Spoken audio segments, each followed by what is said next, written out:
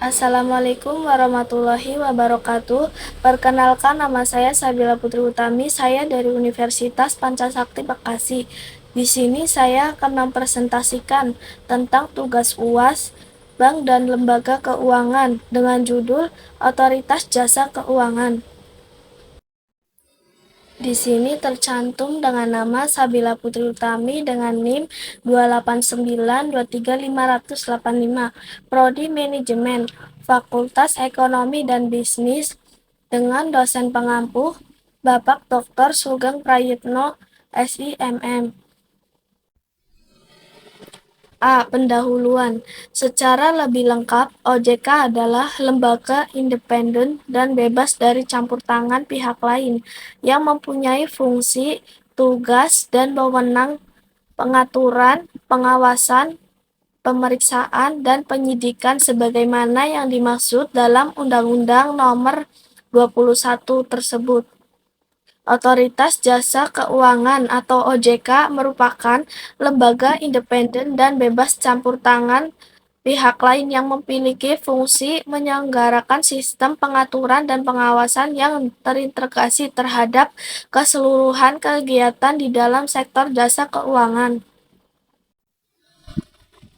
Otoritas Jasa Keuangan atau OJK adalah lembaga negara yang dibentuk berdasarkan Undang-Undang Nomor 21 Tahun 2011 yang berfungsi menyelenggarakan sistem pengaturan dan pengawasan yang terintegrasi terhadap keseluruhan kegiatan di dalam sektor jasa keuangan, baik di sektor perbankan, pasar modal, dan sektor jasa keuangan non-bank seperti asuransi, dana pensiun, lembaga pembiayaan, dan lembaga jasa keuangan lainnya.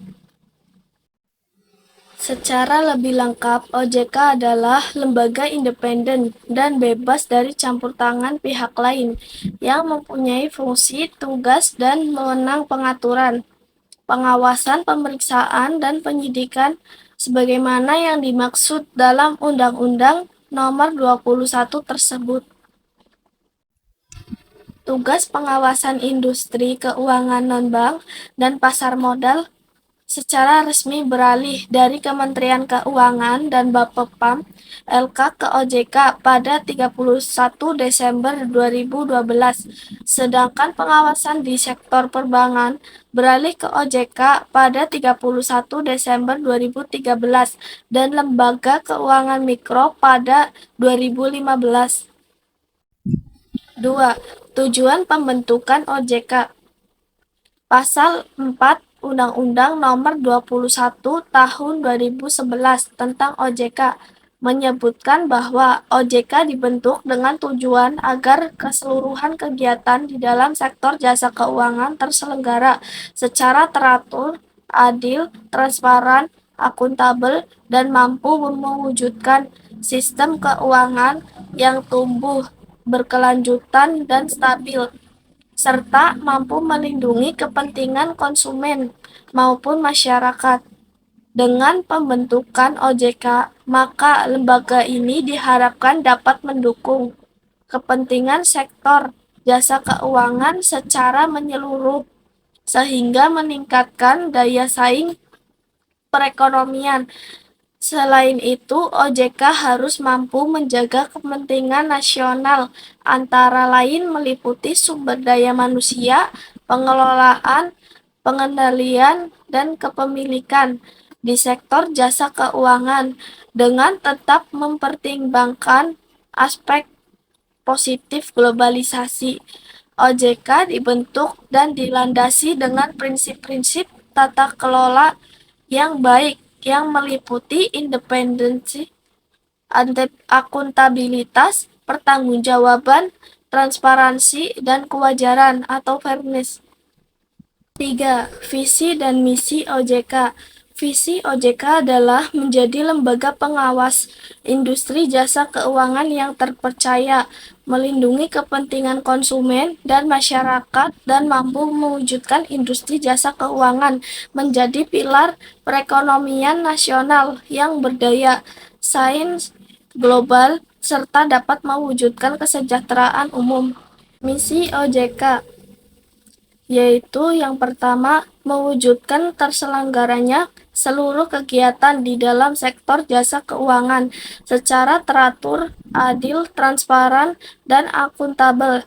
Yang kedua, mewujudkan sistem keuangan yang tumbuh secara berkelanjutan dan stabil, serta melindungi kepentingan konsumen dan masyarakat. Yang keempat, fungsi dan tugas. OJK berfungsi menyelenggarakan sistem pengaturan dan pengawasan yang terintegrasi terhadap keseluruhan kegiatan di dalam sektor jasa keuangan.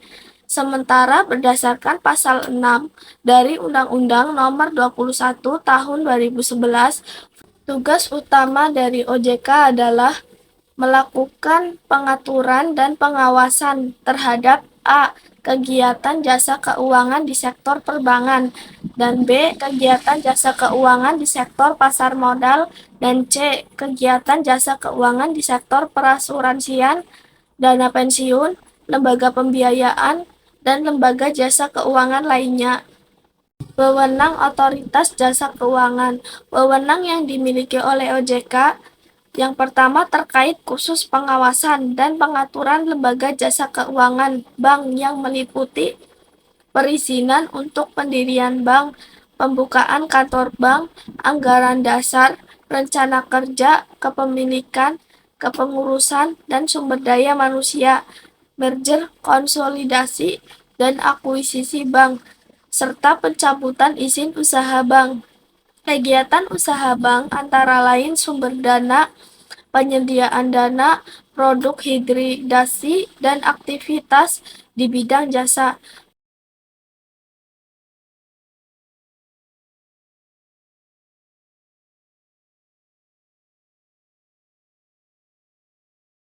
Pengaturan dan pengawasan mengenai kesehatan bank yang meliputi likuiditas, rentabilitas, solvabilitas, kualitas aset, rasio, kecukupan modal minimum, batas maksimum, pemberian kredit, rasio pinjaman terhadap simpanan dan pencadangan bank, laporan bank yang terkait dengan kesehatan dan kinerja bank, sistem informasi debitur, pengujian kredit atau credit testing, dan standar akuntansi bank.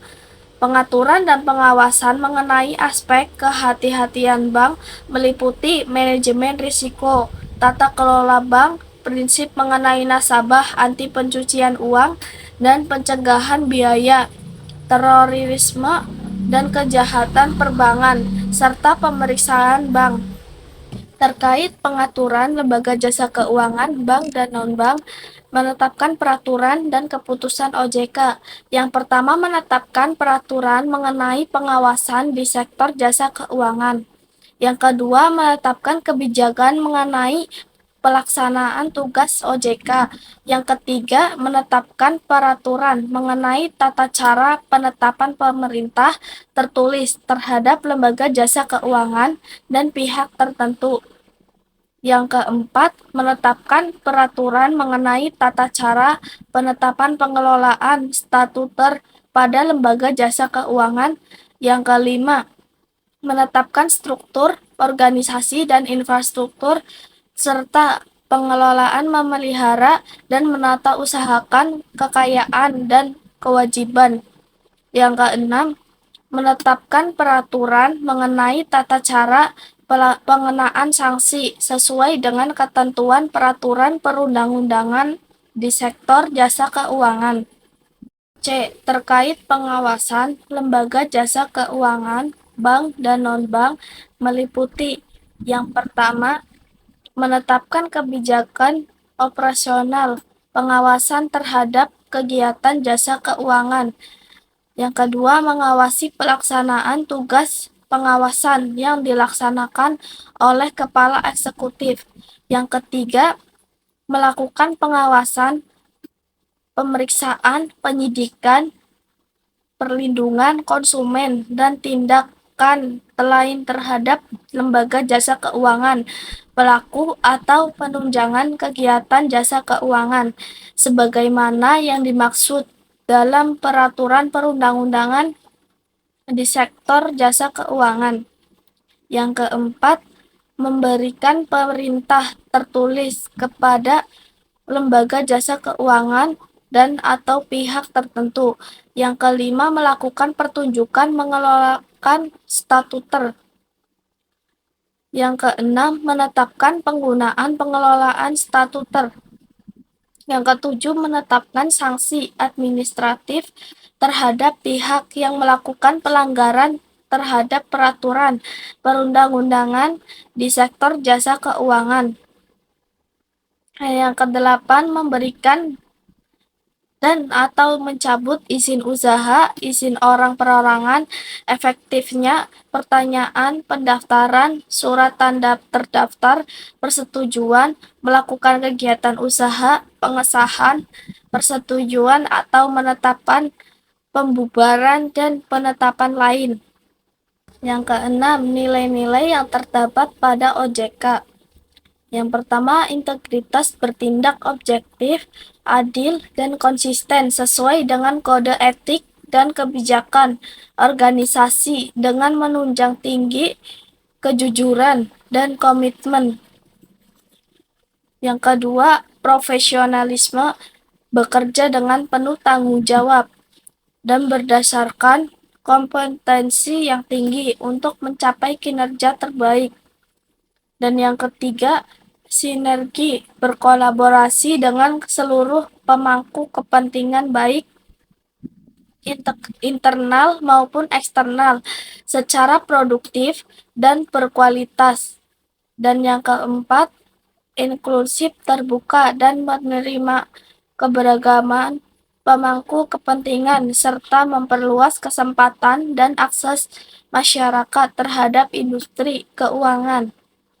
Yang kelima, visioner, memiliki wawasan yang luas dan mampu melihat ke depan, forward looking, serta dapat berpikir di luar kebiasaan, out of the box thinking. 7. Asas-asas OJK. Yang pertama, asas independensi, yakni independen dalam pengambilan keputusan dan pelaksanaan fungsi, tugas, dan wewenang OJK dengan tetap sesuai peraturan perundang-undangan yang berlaku. Yang kedua, asas kepastian hukum, yakni asas dalam negara hukum yang mengutamakan landasan peraturan perundang-undangan dan keadilan dalam setiap kebijakan penyelenggaraan otoritas jasa keuangan. Yang ketiga, asas kepentingan umum, yakni asas yang membela dan melindungi kepentingan konsumen dan masyarakat serta memajukan kesejahteraan umum. Yang keempat, asas keterbukaan, yakni asas yang membuka diri terhadap hak masyarakat untuk memperoleh informasi yang benar, jujur, dan tidak diskriminatif tentang penyelenggaraan otoritas jasa keuangan dengan tetap memperhatikan perlindungan atas hak asasi pribadi dan golongan serta rahasia negara termasuk rahasia sebagaimana ditetapkan dalam peraturan perundang-undangan. Yang kelima, asas profesionalitas, yakni asas yang mengutamakan keahlian dalam pelaksanaan tugas dan wewenang otoritas jasa keuangan dengan tetap berlandaskan pada kode etik dan ketentuan peraturan perundang-undangan. Yang keenam, asas integritas, yakni asas yang berpegang teguh pada nilai-nilai moral dalam setiap tindakan dan keputusan yang diambil dalam penyelenggaraan otoritas jasa keuangan. Dan yang ketujuh, asas akuntabilitas, yakni asas yang menentukan bahwa setiap kegiatan dan hasil akhir dari setiap kegiatan penyelenggaraan otoritas jasa keuangan harus dapat dipertanggungjawabkan kepada publik. 8. Struktur organisasi OJK. Yang pertama, Dewan Komisioner OJK, dan kedua, pelaksanaan kegiatan operasional. Struktur Dewan Komisioner terdiri atas ketua merangkap anggota. Yang pertama, wakil ketua sebagai ketua komite etik merangkap anggota. Yang kedua, kepala eksekutif pengawasan perbankan merangkap anggota. Yang ketiga, kepala eksekutif pengawas pasar modal merangkap anggota. Yang keempat, kepala eksekutif pengawasan perasuransian dana pensiun lembaga pembiayaan, dan lembaga jasa keuangan lainnya merangkap anggota. Yang kelima, Ketua Dewan Audit merangkap anggota. Yang keenam, yang anggota yang membidangi edukasi dan perlindungan konsumen. Yang ketujuh, anggota ex officio dari Bank Indonesia yang merupakan anggota Dewan Gubernur Bank Indonesia.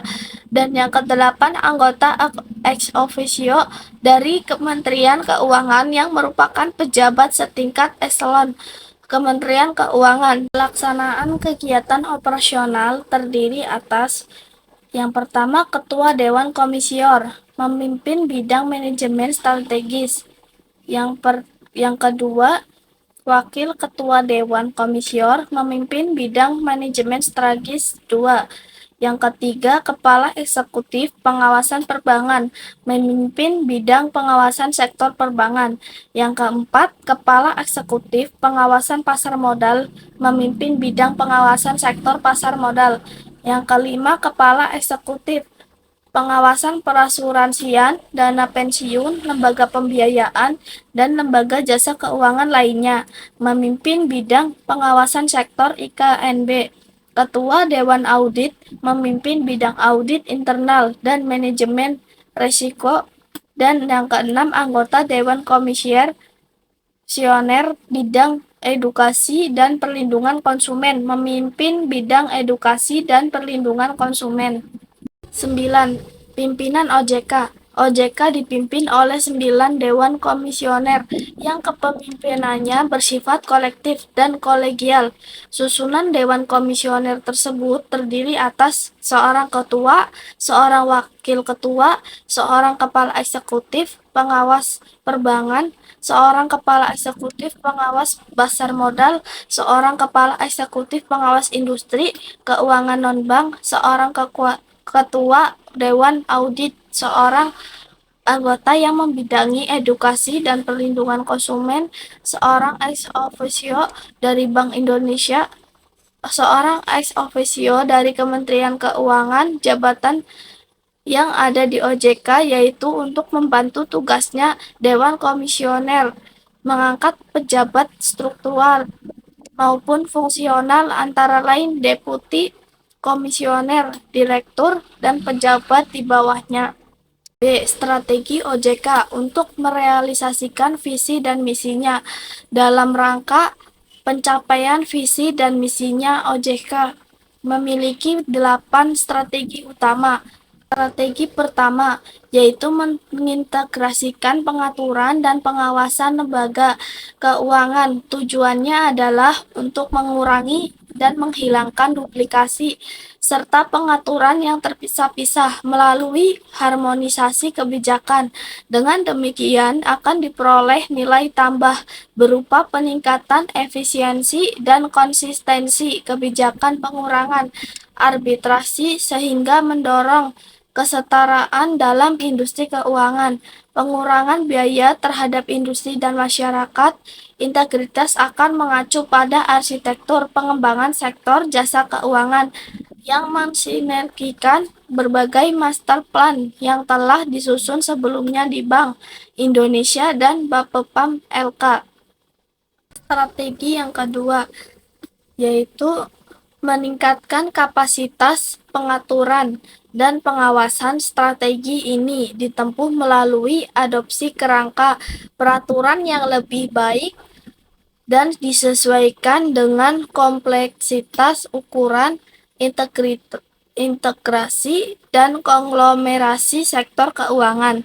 Selain itu, juga akan dikembangkan metode pengawasan termutakhir dan bersifat holistik bagi seluruh sektor keuangan, termasuk penyempurnaan metode penilaian risiko dan deteksi dini permasalahan di lembaga keuangan. Strategi yang ketiga, memperkuat ketahanan dan kinerja sistem keuangan. Strategi ini ditempuh dengan memberikan fokus pada penguatan likuiditas dan permodalan bagi seluruh lembaga keuangan, sehingga lebih tangguh dalam menghadapi resiko baik dalam masa normal maupun krisis. Yang keempat, Strategi keempat mendukung peningkatan stabilitas sistem keuangan.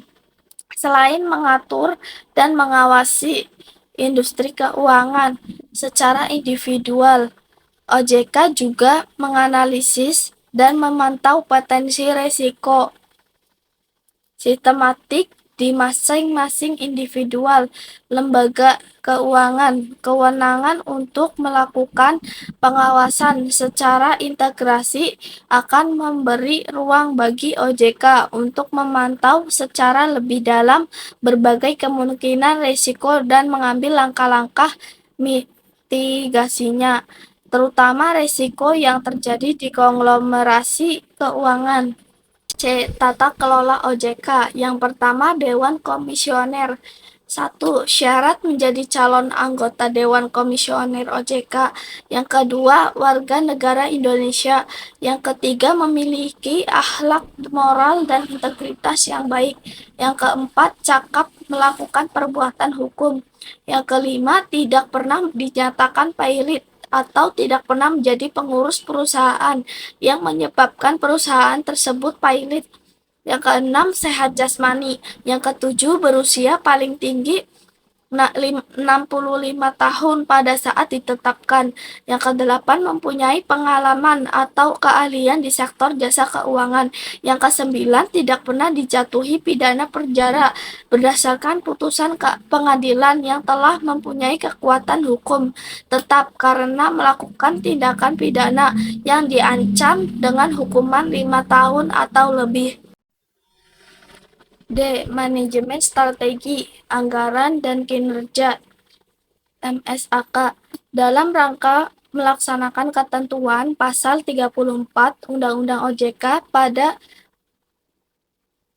2013, OJK telah dapat menyusun sistem manajemen strategi, anggaran, dan kinerja (MSAK), yaitu suatu sistem yang tidak hanya berisi kegiatan penyusunan dan penetapan rencana kerja dan anggaran RKA OJK, tetapi lebih komprehensif mengaitkan penyusunan RAK dengan pelaksanaan strategi dan penilaian kinerja OJK MSAK, mengatur dari setiap proses formulasi strategi, melaksanakan dan melaraskan alokasi sumber daya, termasuk anggaran, untuk mencapai sasaran strategis, memonitor pelaksanaan strategis hingga evaluasi atas keberhasilan pencapaian sasaran strategi tersebut. E. Audit internal, manajemen risiko dan pengendalian kualitas AIM RPK.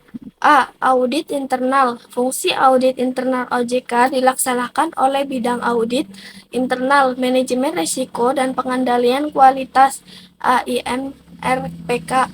Kegiatan asuran dan konsultasi secara independen dan objektif dilakukan oleh AIM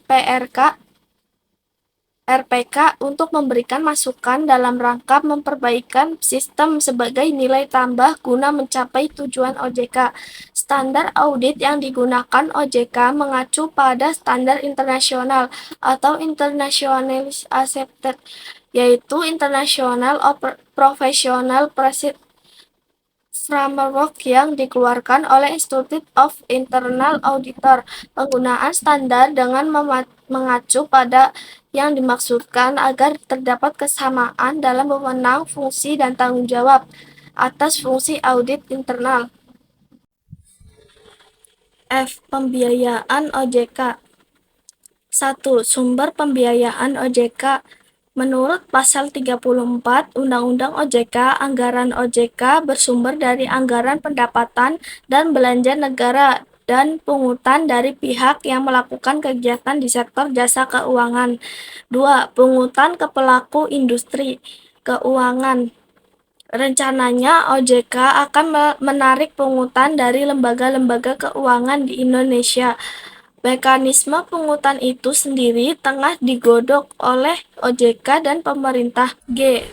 Hubungan kelembagaan OJK. Menurut Pasal 39 Undang-Undang Nomor 21 Tahun 2011, OJK bisa berkoordinasi dengan BI dalam pengaturan dan pengawasan perbankan, misalnya dalam hal kewajiban pemenuhan modal minimum bank ataupun kebijakan penerimaan bank dana dari luar negeri, penerimaan dana valuta asing maupun pinjaman komersial luar negeri. Berikut ini berbagai bentuk nyata sinergi antara BI dan OJK. Yang pertama, hubungan OJK dengan Bank Indonesia. A. OJK berkoordinasi dengan BI dalam membuat peraturan pengawasan di bidang perbankan.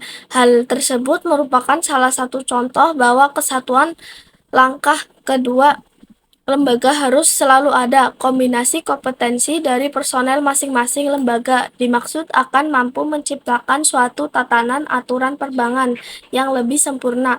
Penyamaan persepsi antara BI dan OJK dalam menentukan kebijakan atau aturan perbankan akan menghasilkan tatanan sistem perbankan yang tangguh dalam menghadapi segala kondisi. 4. Satgas Waspada Investasi. Satuan Tugas Penanganan Dugaan Tindakan Melawan Hukum.